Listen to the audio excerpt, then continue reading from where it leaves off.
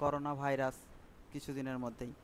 তো সেক্ষেত্রে ভাইরাস এরকম বিভিন্ন সময়ে বিভিন্ন ভাইরাস রোগ সৃষ্টি করেছে।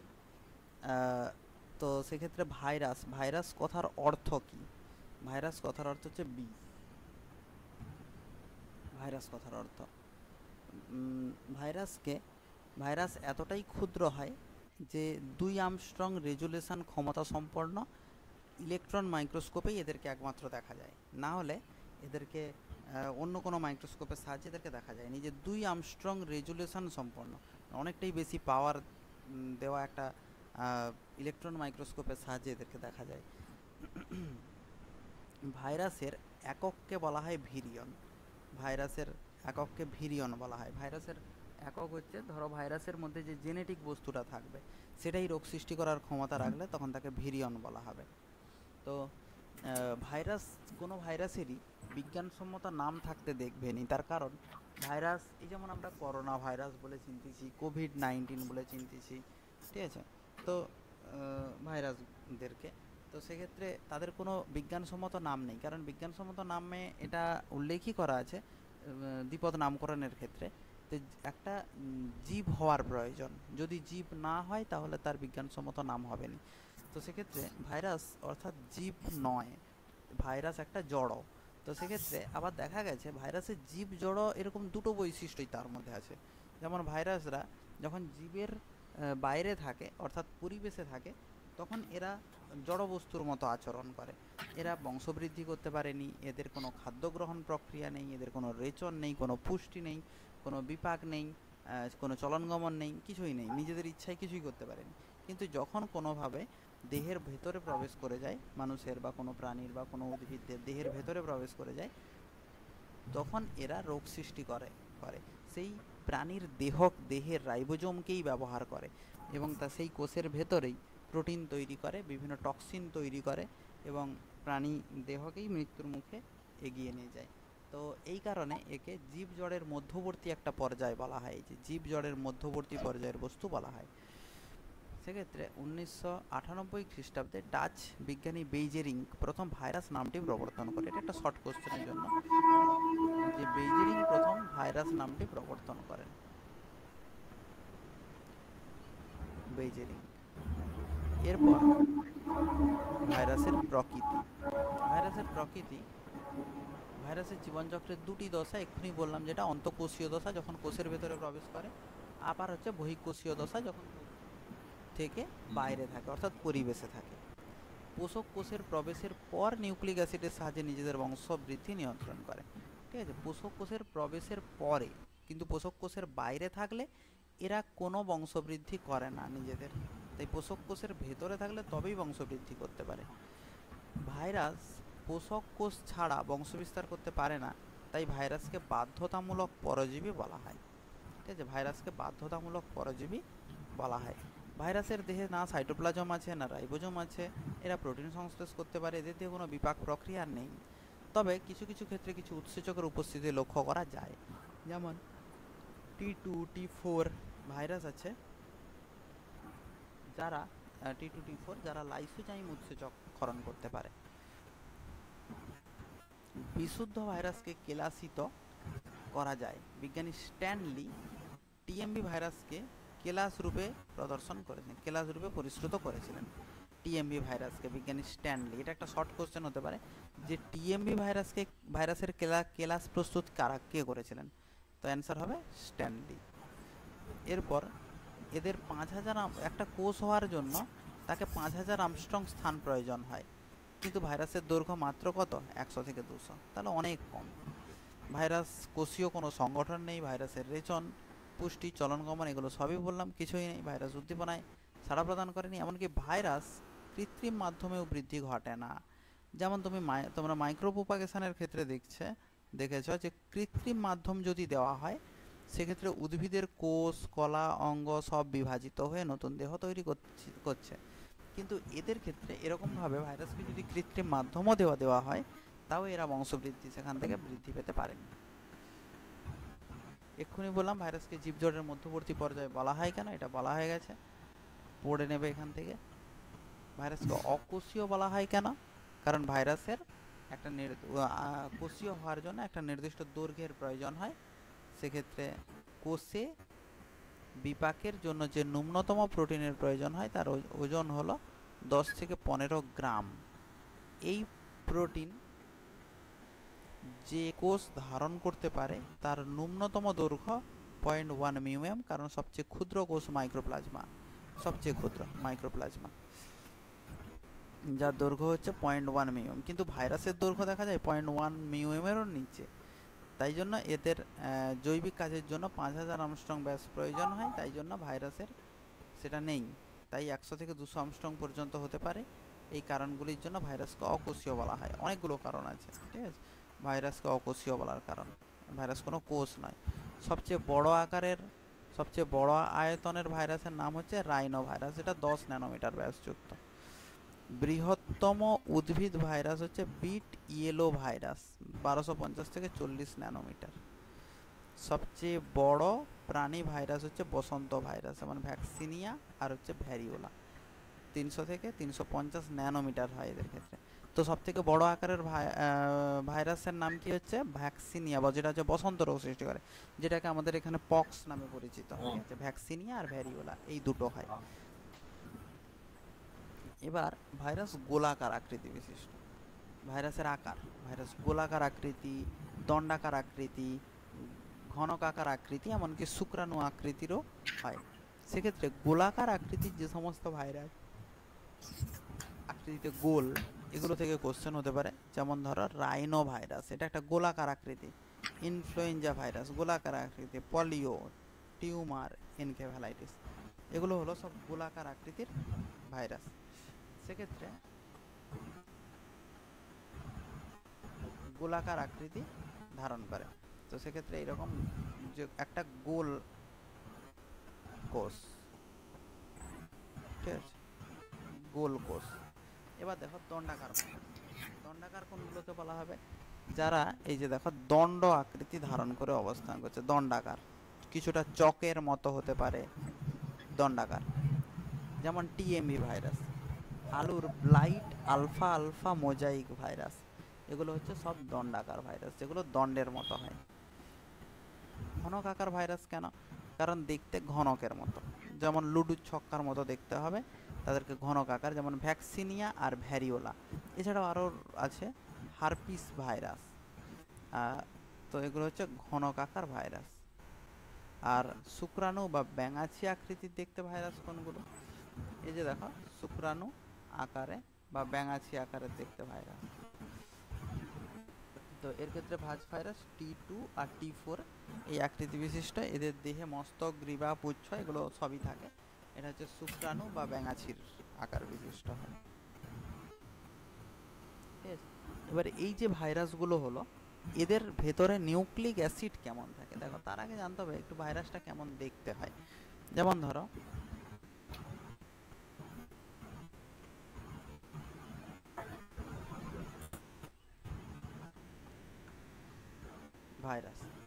ভাইরাসের ক্ষেত্রে দেহের বাইরের দিকে, একেবারে যদি ভেতরের দিকে যাওয়া যায়, ভাইরাস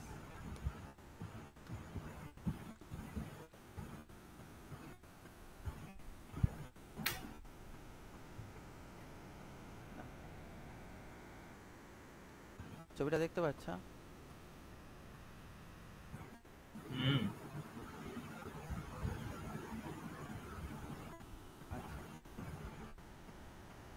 এই যে ভাইরাসটা,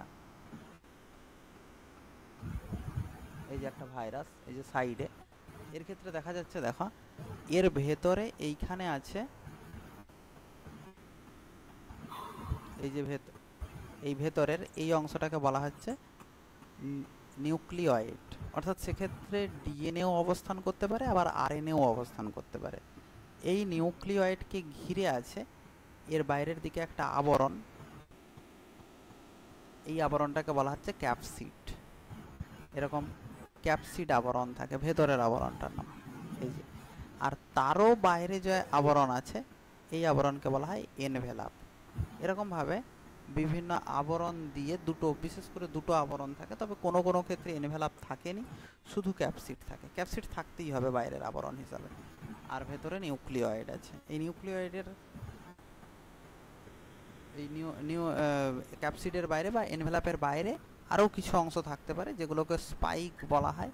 এই যে দেখো স্পাইক, যেটা গ্লাইকোপ্রোটিন নির্মিত বলাই হয়েছে ছবিতে, গ্লাইকোপ্রোটিন দ্বারা গঠিত হয়। স্পাইকগুলো বিভিন্ন কাজ করে উদ্ভিদদের ক্ষেত্রে, ভাইরাসদের ক্ষেত্রে কোনো কিছুর সাথে আটকে যেতে সহায়তা করে সহজে, স্পাইকগুলো থাকে।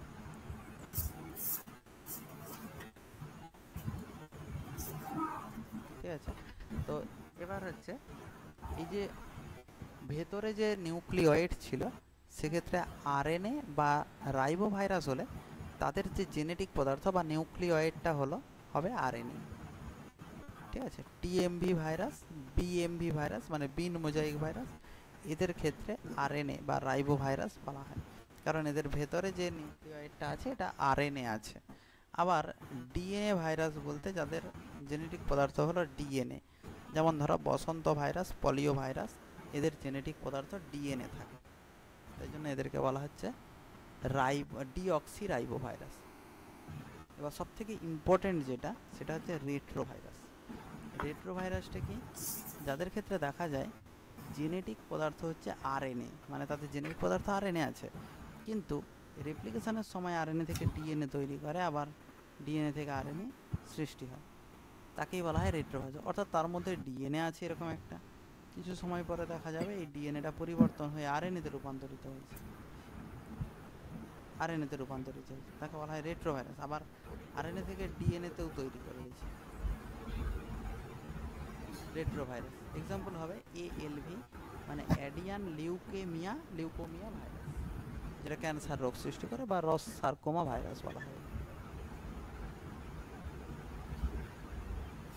জননের প্রকৃতি অনুসারে ভাইরাস দু প্রকার, একটা লাইটিক ভাইরাস আর একটা লাইসোজেনিক ভাইরাস। লাইটিক ভাইরাস কারা?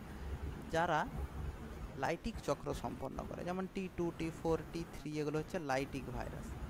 লাইসোজেনিক ভাইরাস কীরকম? যারা লাইসোজেনিক চক্র সম্পন্ন করে, অর্থাৎ ভাইরাসের ডিএনএ পোষক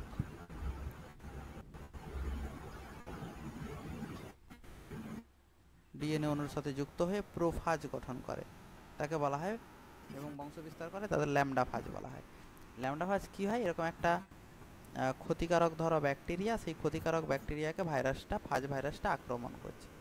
তো ফাজ ভাইরাসের ক্ষেত্রে দেখা যায়, ফাজ ভাইরাস ব্যাঙাচি আকৃতির হয়।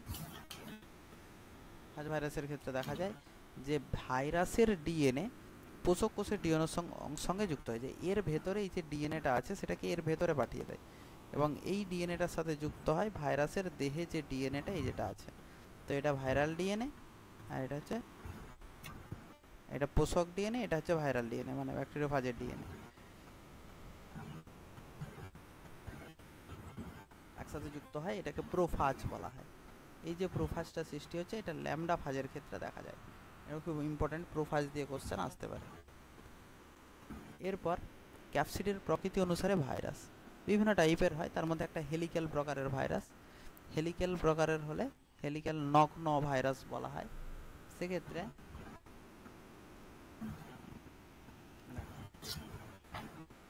যেমন টিএমভি ভাইরাস এক ধরনের, টিএমভি ভাইরাস হচ্ছে এক ধরনের হেলিক্যাল ভাইরাস। যদি ছবিটা এখান থেকে দেখো বুঝতে পারবে।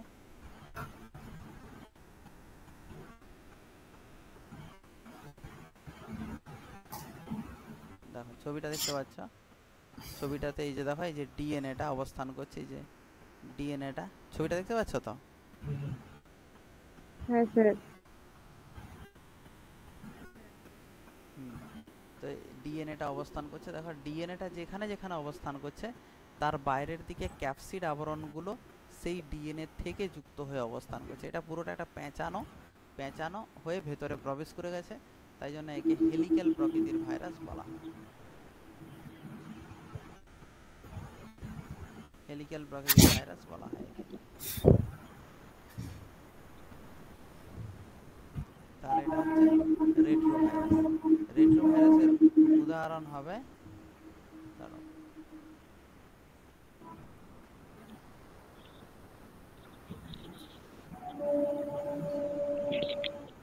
রেট্রোভাইরাস।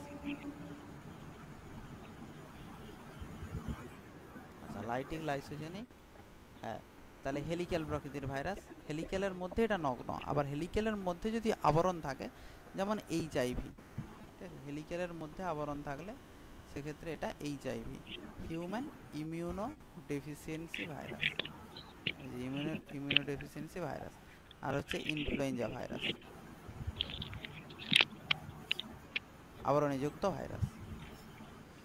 আর পলিহেড্রাল বা আইকোসাহেড্রাল বলে এক ধরনের ভাইরাস হয়, সেক্ষেত্রে যদি 5টি তার যে তল সেটি 5টি বা হেক্সামার হয়, তার হচ্ছে পলিহেড্রাল।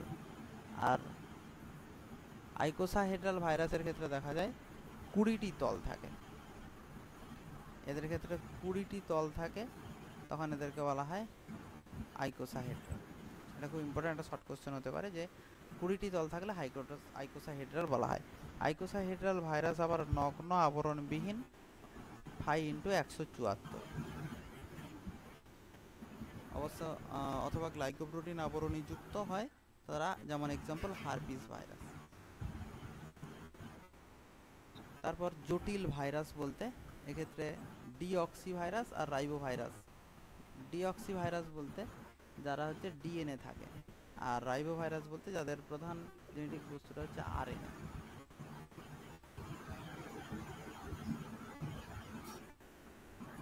কোষকের দেহের উপর ভিত্তি করে বিজ্ঞানী হোমস এদেরকে ভাগ করছিলেন, যেমন ফাইটোফাজিনি যখন উদ্ভিদ দেহকে আক্রমণ করে তখন তাকে বলা হয় ফাইটোফাজিনি, যেমন টিএমভি টোবাকো মোজাইক ভাইরাস আর পটাটো মোজাইক ভাইরাস, এ দুটো হচ্ছে ফাইটোফাজিনি, উদ্ভিদদেরকে আক্রমণ করে। উদ্ভিদদেরকে যারা আক্রমণ করে তাদের ক্ষেত্রে আবরণ থাকার দরকার হয়নি, শুধুমাত্র মানে এক্ষেত্রে ক্যাপসিড আবরণী এবং ভেতরে নিউক্লিয়েট থাকলেই উদ্ভিদকে আক্রমণ করতে পারে। তারপর হচ্ছে ফাজিনি বলতে যখন হচ্ছে প্রাণীকে আক্রমণ করে, মানুষ বা প্রাণী দেহকে আক্রমণ করে, তাদেরকে জুফ্রাজিনি বলা হয়। যেমন ধরো ইনফ্লুয়েঞ্জা ভাইরাস, পক্স ভাইরাস।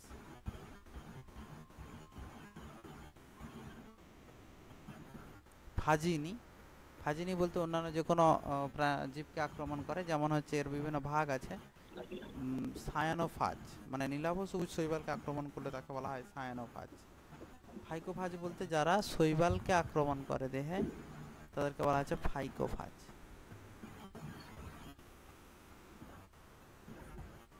আর মাইকোফাজ বলতে যারা যে সমস্ত ফাজ ভাইরাস ছত্রাককে আক্রমণ করে তাদেরকে বলা হয় মাইকোফাজ।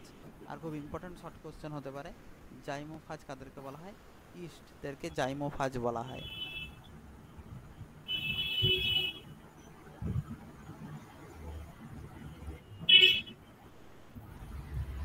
ভাইরাসের সংক্রমণযোগ্য একটি সংক্রমণযোগ্য ভাইরাস কণাকে বলা হয় ভিরিয়ন। ভাইরাসের কণাকে বলা হয় ভিরিয়ন বলা হয়। এবার দেখো ভাইরাসের গঠনে যে ক্যাপসিডের বলছিলাম, যে ক্যাপসিড আবরণ, ভাইরাসের নিউক্লিক অ্যাসিডকে কেন্দ্র করে থাকা প্রোটিন আবরণকে বলা হয় ক্যাপসিড আবরণ, যেটা ক্যাপসোমিয়ার দ্বারা গঠিত হয়। দেখা যাচ্ছে যদি ছবি থাকে,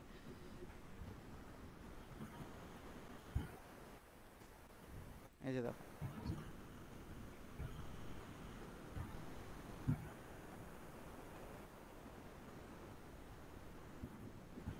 দেখো ভাইরাসের ক্ষেত্রে এর বাইরে যে প্রোটিন আবরণ থাকে, এনভেলাপ প্রোটিন, লিপিড শর্করা নিয়ে গঠিত, এনভেলাপের বাইরের আবরণকে বলা হয় পেলপোমিয়ার, যে এনভেলাপ থাকে। আচ্ছা,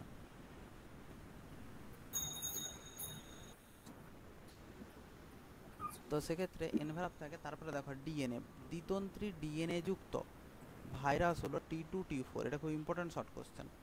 দ্বিতন্ত্রী ডিএনএ ভাইরাস, তাদের ক্ষেত্রে দুটো তন্ত্রী ডিএনএ থাকে। আবার একতন্ত্রী ডিএনএ হয় ভাইরাস হলো কলিফাজ FD*174।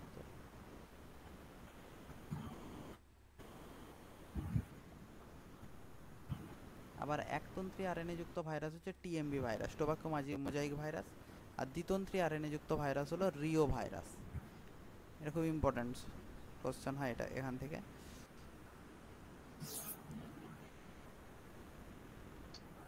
দেখো ভিরিয়ন কাকে বলা হয়, একটু আগে ছিল সংক্রামকযোগ্য একক ভাইরাস কণাকে বলা হয় ভিরিয়ন। ভাইরয়েড কাকে বলা হয়? ক্যাপসিডবিহীন সংক্রমণযোগ্য নগ্ন একতন্ত্রী আরএনএকে বলা হয় ভাইরয়েড। তাহলে ভিরিয়ন হচ্ছে সংক্রমণযোগ্য একক ভাইরাস কণাকে, তাকে ভিরিয়ন। কিন্তু ভাইরয়েড কি? ক্যাপসিডবিহীন নগ্ন একতন্ত্রী আরএনএকে বলা হয় ভাইরয়েড। প্রিয়ন কি? প্রিয়ন হচ্ছে সংক্রমণযোগ্য প্রোটিন কণাকে প্রিয়ন বলা হয়। যে সংক্রমণযোগ্য যে সমস্ত প্রোটিন কণা ক্ষারীয় অ্যামাইনো অ্যাসিড দিয়ে গঠিত হয় তাদেরকে বলা হয় প্রিয়ন। অর্থাৎ প্রোটিন কণা মানে বাইরের আবরণটা, ব্যাকটেরিয়ার বাইরের শুধু আবরণ প্রোটিন দ্বারা গঠিত হয়, এরাই রোগ সৃষ্টি করে। ক্যাপসিড কাকে বলা হয়? তাহলে নিউক্লিওয়েডের বাইরে অবস্থিত প্রোটিন আবরণকে বলা হয় ক্যাপসিড।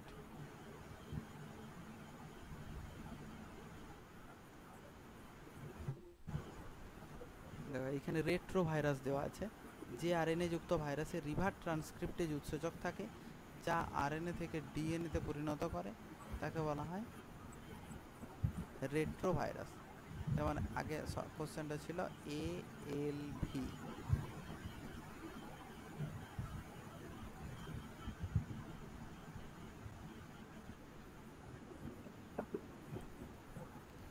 দেখো অঙ্কোজেনিক ভাইরাস কাকে বলা হয়? যে ভাইরাস ক্যান্সার রোগ সৃষ্টি করার ক্ষমতা রাখে তাদেরকে অঙ্কোজেনিক ভাইরাস বলা হয়।